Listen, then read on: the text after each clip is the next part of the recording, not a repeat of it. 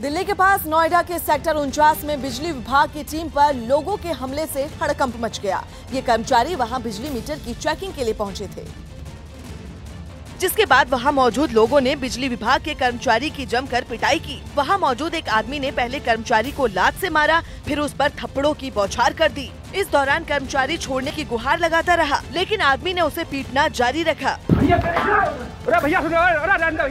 इस दौरान वहां लोगों की भीड़ भी जमा हो गई, लेकिन किसी ने कर्मचारी को बचाने की कोशिश नहीं की। कर्मचारी ने दावा किया कि बिजली मीटर की चेकिंग के दौरान हमला किया गया। मैंने कहा आपने तो डायरेक्ट चला रखी है और मीटर तो यहाँ पे है ही नहीं, उसी के लिए गलत रिपोर्ट लगाने के लिए दबाव बनाया और मेरे साथ झगड़ा किया। वहीं कर्मचारी की पिटाई के बाद बिजली विभाग के अधिकारियों ने एसपी सिटी से मिलकर आरोपी के खिलाफ शिकायत दर्ज करवाई, जिस पर पुलिस ने कार्रवाई का भरोसा दिया। जूनियर इंजीनियर के द्वारा थाने पर तहरीर दी गई है। तहरीर के आधार पर मुकदमा एक नामजद व्यक्ति के खिलाफ दर्ज कर लिया गया है। साथ ही पुलिस ने दावा किया कि आरोपी को जल्द गिरफ्तार कर लिया जाएगा। लोगों को मिलने वाला पासपोर्ट अब बदलने वाला है, क्योंकि विदेश मंत्रालय इसमें एक खास चिप लगाने की तैयारी में है। News18.com की खबर के मुताबिक ड्राइविंग लाइसेंस की तरह अब पासपोर्ट में भी इलेक्ट्रॉनिक चिप होगी, जिसमें पासपोर्ट लेने वाले की पूरी जानकारी, बायोमेट्रिक डेटा और डिजिटल साइन रहेंगे। दावा किया जा रहा है कि चिप में मौजूद डेटा पूरी तरह सुरक्षित रहेगा और अगर कोई इस चिप के साथ छेड़छाड़ करेगा तो पासपोर्ट सेवा सिस्टम को फौरन इसका पता चल जाएगा। इलेक्ट्रॉनिक चिप लगा ये ई पासपोर्ट जल्द ही पुराने पासपोर्ट की जगह लेने वाला है। पूर्व प्रधानमंत्री मनमोहन सिंह पर बनी फिल्म का कांग्रेस ने विरोध किया। हमीरपुर में हत्या के एक मामले में जेल में बंद कैदी ने फांसी लगाकर खुदकुशी कर ली। बिहार के पटना में कलेक्टर ऑफिस के परिसर में आग लगने से हड़कंप मच गया, जिसके बाद दमकल कर्मियों ने कड़ी मशक्कत के बाद आग पर काबू पाया। यूपी के एटा में पुरानी रंजिश की वजह से एक डिग्री कॉलेज के चौकीदार की गोली मारकर हत्या कर दी गई। गाजियाबाद में पुलिस ने मोबाइल फोन लूटने वाले 2 लुटेरों को गिरफ्तार कर लिया, जिनके पास से 16 मोबाइल फोन बरामद किए गए। यूपी के हापुड़ में चोरों ने एटीएम को गैस कटर की मदद से काटकर 25 लाख की चोरी को अंजाम दिया। यूपी के गाजीपुर में एक रैली के दौरान प्रधानमंत्री ने किसानों की कर्ज माफी के मुद्दे पर कांग्रेस पर जमकर हमला बोला। प्रधानमंत्री ने वहां महाराजा सुहेलदेव पर एक डाक टिकट जारी किया, जिसके बाद पीएम ने वहां रैली में कांग्रेस पर कर्ज माफी के नाम पर किसानों को लॉलीपॉप पकड़ाने का आरोप लगाते हुए निशाना साधा। लाखों किसानों को कर्ज माफी का वादा किया गया, वोट चुरा लिए गए, पिछले दरवाजे से चोरी रास्ते से सरकार बना दी गई और दिया कितनों को? सिर्फ 800 लोगों को।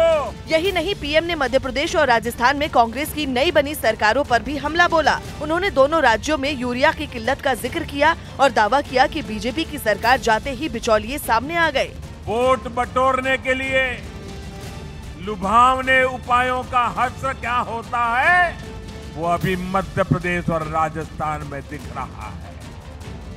सरकार बदलते ही अब वहाँ खाद के लिए, यूरिया के लिए कतारें लगने लगी, लाठियां चलने लगी। इससे पहले पीएम ने वहां महाराजा सुहेलदेव के योगदान को याद करते हुए उनके नाम पर एक डाक टिकट जारी की। साथ ही उन्होंने गाजीपुर के राजकीय मेडिकल कॉलेज की आधारशिला भी रखी। पीएम के साथ यूपी के राज्यपाल राम नाईक और सीएम योगी आदित्यनाथ भी मौजूद रहे।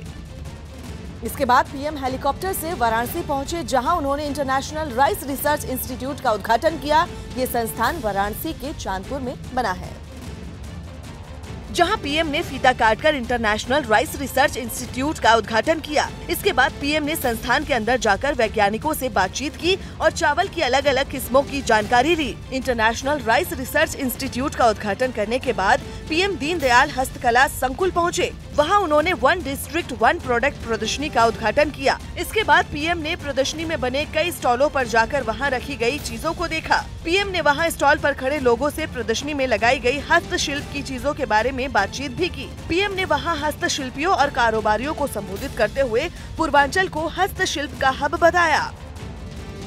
वहीं पीएम के हमले के बाद कांग्रेस ने पलटवार शुरू कर दिया। कांग्रेस के कई नेताओं ने अलग अलग मुद्दों पर प्रधानमंत्री को घेरा।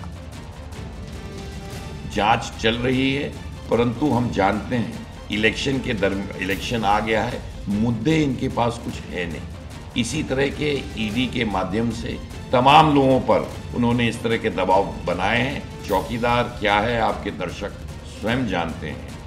अपनी बात तो कहेंगे नहीं, अपनी चौकीदारी की बात तो करेंगे नहीं, दूसरों पर उंगली उठाकर कोई अपनी चोरी छुपा नहीं। देखिए, प्रधानमंत्री को ये बात मालूम हो गया है कि इस मुल्क में ज़बानी ही नहीं कहा जा रहा है कि चौकीदार ही चोर है।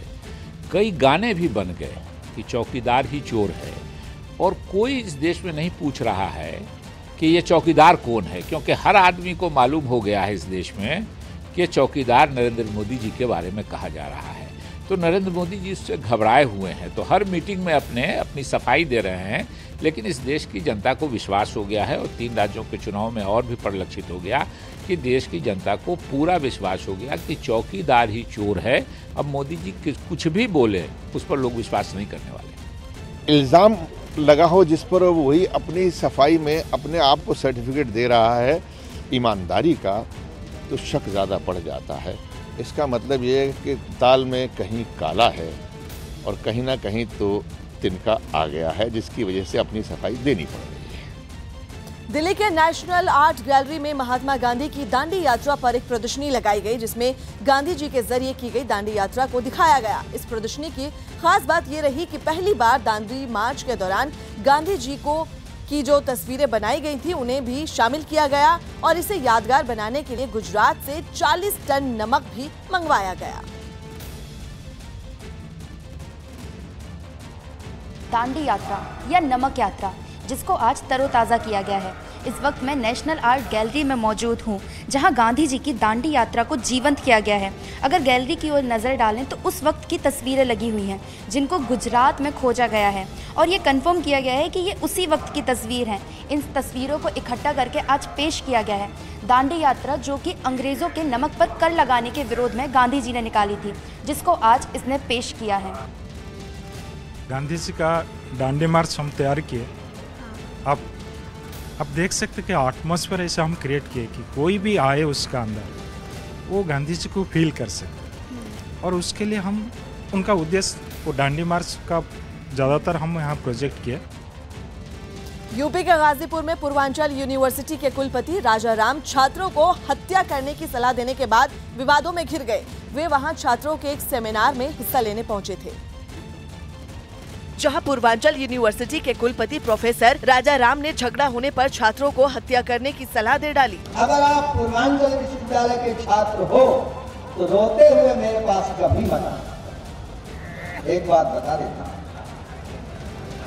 अगर किसी से झगड़ा हो जाए तो उसकी पिटाई करके आना, और तुम्हारा वक्त चले तो उसका मर्डर करके आना, इसके बाद हम देख लेंगे। वहीं कुलपति के बयान को छात्रों ने गलत बताया और उन पर कार्रवाई की मांग की। ये छात्रों के भविष्य का खिलवाड़ हो रहा है। इतने गरिमामयी पद पे, ऊंचे पद पे बैठने के बाद इस तरह का बयान देना बहुत ही निंदनीय है। कुछ छात्रों ने कुलपति के बयान को मर्यादा के खिलाफ बताया और ऐसे बयान देने से बचने की नसीहत दी।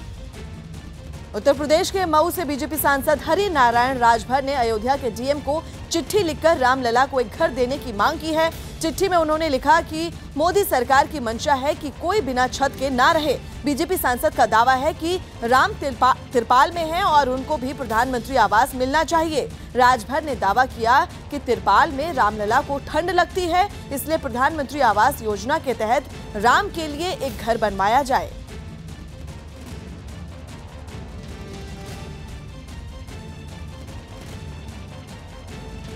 जिला अधिकारी अयोध्या को पत्र लिखा। क्या कहा तो कि मैं वो राम जन्म, एक बार जिस जगह राम जन्मभूमि है, जहाँ रामलला स्थापित है, जहाँ उनकी प्राण प्रतिष्ठा हो गई है, तो प्राण प्रतिष्ठा हो जाने के बाद मूर्ति में आत्मा का अंश हो जाता है, इसलिए वो धूप और गर्मी में नहीं रखे जा सकते। मंदिर बनवाने में कोर्ट अभी लंबा खींच रहा है, हीला हवाली के तहत ज़्यादा समय बीत रहा, कब बनेगा कब नहीं बनेगा।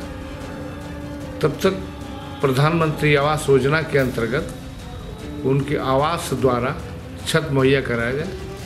सरकार ने ऑनलाइन रिटेल सेक्टर की कंपनियों के कारोबार से जुड़े नियमों को सख्त कर दिया है। माना जा रहा है कि सरकार के इस फैसले से अमेज़न और फ्लिपकार्ट जैसी ऑनलाइन रिटेल कंपनियों को झटका लग सकता है। जानकारी के मुताबिक ऑनलाइन रिटेल कंपनियां अब ऐसे प्रोडक्ट नहीं बेच सकती जिनको वो खुद बनाती हैं। इसके अलावा रिटेल कंपनियां उन कंपनियों के प्रोडक्ट भी नहीं बेच पाएंगी जिनमें उनकी किसी भी तरह की हिस्सेदारी होगी।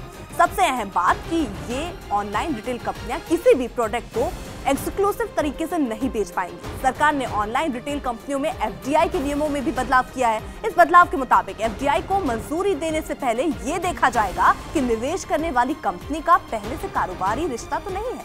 बताया गया कि सरकार ने ये फैसला ऑनलाइन रिटेल कंपनियों की ओर से दी जाने वाली भारी छूट के खिलाफ घरेलू कारोबारियों के ऐतराज जताने के बाद लिया। माना यह भी जा रहा है कि सरकार के इस फैसले से छोटे कारोबारियों को फायदा होगा। पूर्व पीएम मनमोहन सिंह पर बनी film the accidental prime minister पर सियासी घमासान और बढ़ गया। कांग्रेस समेत तमाम विपक्षी दलों ने बीजेपी पर हमले तेज कर दिए और आरजेडी नेता तेजस्वी यादव ने दावा किया कि फिल्म का सहारा लेकर बीजेपी आने वाले चुनावों में जीत नहीं पाएगी। पुरानी बातें जो हकीकत है भी नहीं, उसको चाहते हैं कि फिल्म के माध्यम से लोगों के मन में ये बैठाएं और फिल्मों के भरोसे बीजेपी दोबारा सत्ता में आने वाली नहीं। जबकि कांग्रेस ने मनमोहन सिंह पर बनी फिल्म के जरिए अकाली दल को घेरे में ले लिया। जो पंजाब के नहीं पूरे हिंदुस्तान के फख्र हैं डॉक्टर मनमोहन सिंह, उसके ऊपर इस किस्म की घटिया छींटाकशी की जाए तो उनको अपना जो नजरिया है बादल साहब को और अकाली दल को सामने स्पष्ट करना पड़ेगा। एनसीपी ने तो फिल्म पर ऐतराज जताते हुए इसे घोटाले के पैसे से बनाई गई फिल्म करार दे दिया। घोटाले के पैसे से पिक्चर बनाई गई और बीजेपी के परिवार की ही ये फिल्म है।